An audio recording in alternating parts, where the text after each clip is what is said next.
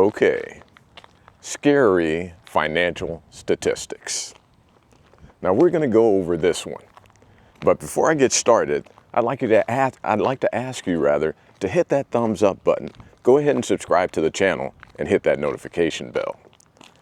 Let's go over this, some scary financial statistics. Now, if you watch my channel at all, I just want to have a conversation between you and me. And like I said, if you've watched my channel, you know that I'm very optimistic about what you can do as far as your finances are concerned. But there are some overall scary statistics that are going on out there, and I really don't want you to be a part of those statistics. I don't want you to be a part of the average or even the median. Median is a better number, which in statistics, if you look at the median, there are people who are doing better or are above the middle, and there are people who are doing worse than the middle. Where I want you to be is above the middle. I want you to be doing better with your finances. And a lot of that is framing things in an optimistic way, looking at things in a positive way, working on your mindset. So we are going to be talking about that, and stick to the end of the video because we're going to be looking at some statistics with the recent holiday that we had of Halloween and what people are going through as far as their personal finances with this past holiday and some of the things that they are doing to deal with the challenges of dealing with Halloween financially. So let's start to go over some of these statistics. I actually have some notes to keep me focused on this one. And the first little statistic that I'll go over was with a Wallet Hub survey. It found that the average credit card debt is $6,618. And it also looked at the average minimum payment of 2% on that debt was $132.36. So $6,618 is the average credit card debt. People are going into debt to over $5,000 on credit cards that have on average 20% plus interest. This is a scary stat. You also look at another survey that 1 in 4 Americans who carry credit card balance currently owe $10,000 or more on their credit cards. $10,000 or more, this survey found 1 in 4 Americans. This is, like I said, scary that people are getting into this much debt on credit cards with 20+% on average interest on these credit cards. Goes on. When you look at averages and that Nerd Wallet survey, the average mortgage is $234,060. That's the average mortgage that's owed.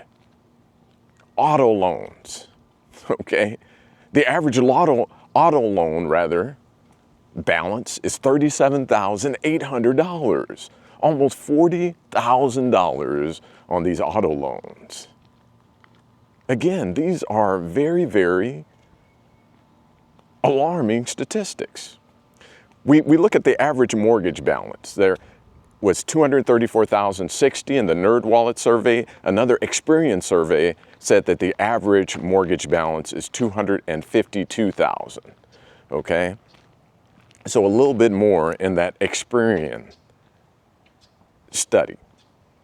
So folks, home mortgage balances are at least at that $250,000 range. So people have these debts that they're dealing with. Now you might argue that you have to have a home and maybe you're building up some equity in a home. You're actually doing something that creates more net worth for you. And you can make all of those arguments, but it's still debt. And it's debt that requires payments every single month that is grabbing from Americans' ability to actually meet the challenges of the day. Higher grocery prices, higher energy prices, higher insurance prices on their homes, on their cars that we've discussed, and the average auto loan of $37,800. That's just the loan. That doesn't even go into the actual car payment that they're making every single month. So this is alarming. These are alarming statistics. Bankrate also looked at the average monthly mortgage payment, $2,259 a month. Think about that, $2,259 a month. If you look at these credit card payments, $232 a month. Then what we said mortgage payment, $2,259 a month. You have payment after payment after payment that people are dealing with. Credit card payments, home payments, car payments. It's too much. The average car payment being that $700 in that $700 a month range. It's just a very, very difficult thing for people to handle all of these payments. And just the outstanding balances that they're dealing with makes it longer and longer and longer for them to actually pay off these loans. Many people have 5 years worth of payments on their car. I listen to the Money Guy a lot. They talk about 23/8, putting 20% down. If I can't convince you to buy a car cash, they recommend putting 20% down on the car, financing it for no more than 3 years, and having it be no more than 8% of your income, gross income. And many people are not even following that. They're going to 5 years on these auto loan payments. So these are all some scary statistics. We go on. Now we have this buy now, pay later that people are using. I love the way that Minority Mindset, I watch that. Josh Spreet is the gentleman's name that has that channel on YouTube. He calls buy now, pay later, broke now, broke later. I actually kind of like that because that's the truth. They can't afford to buy whatever they're buying now, so they're broke now and broke later. You don't want to be a part of that, but some alarming statistics of buy now, pay later is 30% of U.S. adults have used buy now, pay later, okay?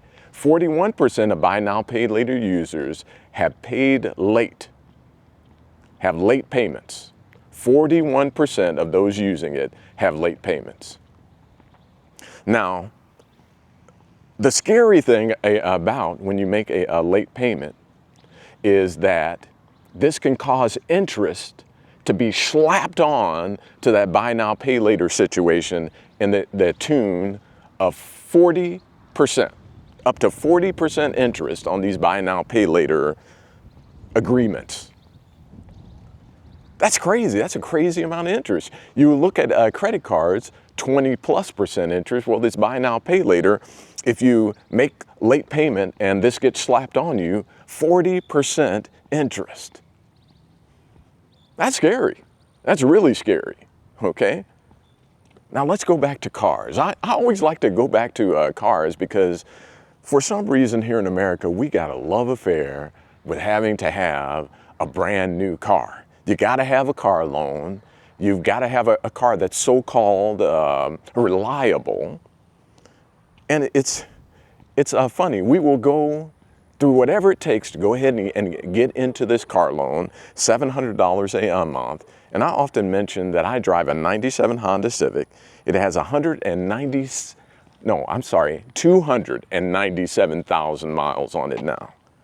And, you know, now the ceiling fabric is starting to kind of fall down in my car. And I kind of chuckle when I go in there. It's kind of annoying. It's kind of starting to drop. But I love that car.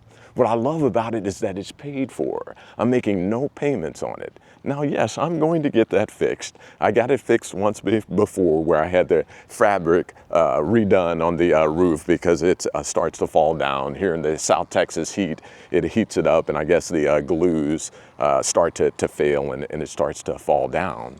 But the bottom line with my cars is paid for. I'm not making these $700 a month payments. And we talk about reliability. My car is highly reliable. But on top of that, let's just say that something major were to happen, like an engine failure in my car, which wouldn't be crazy with the high amount of mileage that it has. I doubt that that's going to happen, but it's a possibility. If you're talking $700 a month, take 5 times 7, 5 months. 5 times 7 is 35. That's $3,500 that the average car payment for a new car is going to accumulate over the 5 months. With $3,500, I can replace the engine with a rebuilt engine that's of high quality and go another probably 300,000 miles. So the reliability argument is a silly argument in my opinion. Because folks buy this brand new car where they could buy a quality used vehicle and pocket that $700 per month and put it aside as a maintenance fund and take care of their car with a high amount of certainty. So let's go ahead and talk about these cars. Average new car is now $50,000. Okay, $50,000 is the average for a brand new car. The average monthly payment on a new car now, like we just talked about $700, but it says here $749. Okay, for a used car, the average monthly payment is $529. Okay. If you're going to buy one or the other and you put it on a loan, I highly recommend a quality used vehicle. On average, you're going to save $200 or more per month by going with a used vehicle, but my highest recommendation is just buy it cash. If you can afford $2,000, buy a $2,000 car. I couldn't sell my 97 Honda Civic with a 297,000 miles on it for more than $2,000. It's going to be about a $2,000 car. So you can buy a $2,000 car that is high quality, pocket that $700 a month, and just deal with the maintenance as it goes. On a $40,000 car, you will pay $5,290 in interest on average. So that $40,000 car, because of financing it, is going to cost you over $45,000. So you're going in the hole further just to have new car smell. Don't do that to yourself. Think about yourself and your future. All right. Now I'm reading more of these notes here that I have. I told you that I would talk a little bit about Halloween in this video. We just passed Halloween. Halloween was just here recently. Halloween's cost, average cost to fund Halloween. Costumes cost about $60 each. Events and activities, an additional $60 for Halloween. Candy, about $40 for Halloween. Okay? So Americans are being pinched right now by higher prices. The tariffs causing higher prices on the shelf. Everything going up, like I said, insurance costs. Americans are being laid off. There are so many workers being laid off now in the federal government, in the private sector, all around people being laid off, and just all of the economic challenges. So how Americans have been dealing with Halloween is 1 in 5 Americans did not plan to hand out candy this year. So they just didn't hand out candy. 84% of Americans expected to cut back on the holiday season overall, approximately 5% down from last year. So 84% of Americans just said, hey, I'm going to spend less this holiday season. So that's going to compound the situation here in America. 25% this past Halloween this year are wearing old costumes. 15% rather are wearing do-it-yourself costumes rather, and 10% are skipping parties. So let me say that again. 25% are wearing old costumes, 15% are wearing wore do-it-yourself costumes this year, and then 10% skip parties. So people are feeling this pinch, and they're doing what it takes to figure this out financially and do something different so that they're able to meet the challenges of this economy. They may not want to do that. They may want to give their kids the Halloween, or wanted to give their kids the Halloween this year that they had last year, but it's not in their cards this time. As I look over all of this, these are scary stats. It is kind of a scary position that we're in now.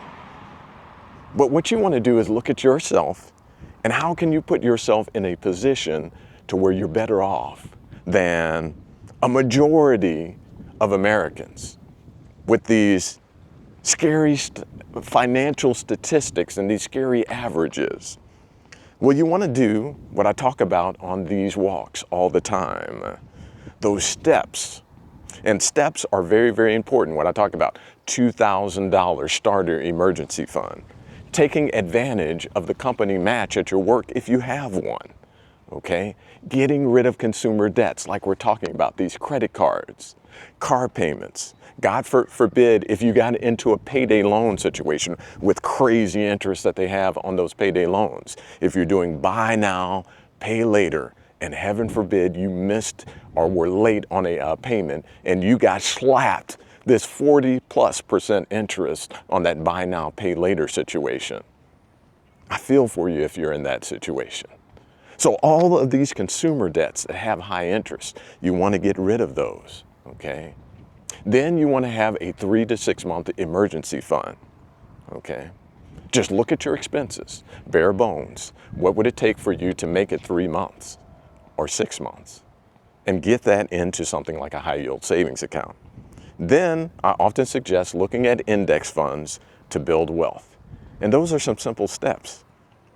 But the steps aren't as important as the mindset. You've got to change your mindset. Your mindset has to be an asset building mindset, okay? You want to be more concerned with your net worth than you are accumulating things that make other people look at you and think that you have resources or wealth, and get into the game of actually building wealth. A brand new car is looking good. Having that same amount, which let me look, the average car, yes, now is at $50,000. Rather than looking good with that $50,000 car, you're actually being good financially by having $50,000 invested in something like an S&P 500 index fund. You've got to change the mindset. You've got to get to the point to where you're able to look at your balance in your index fund that's $50,000 and be more excited about that than the smell and the look of a $50,000 brand new car. And guess what? If you can change that mindset, over time you will build assets in such a way that if you want to, in the future, you can buy brand new cars and possibly even give brand new cars away because you've changed the mindset. Let your assets pay for those types of liabilities in the future. And again, if you've been on these walks over and over again, and you listen to a video like this all the way to the end, your mindset is already changing. You're already winning. I hope that this one helps. Again, if you find my content valuable, go ahead and hit that like button, subscribe to the channel, and hit that notification bell. Once again, thanks for joining me on the walk and listening.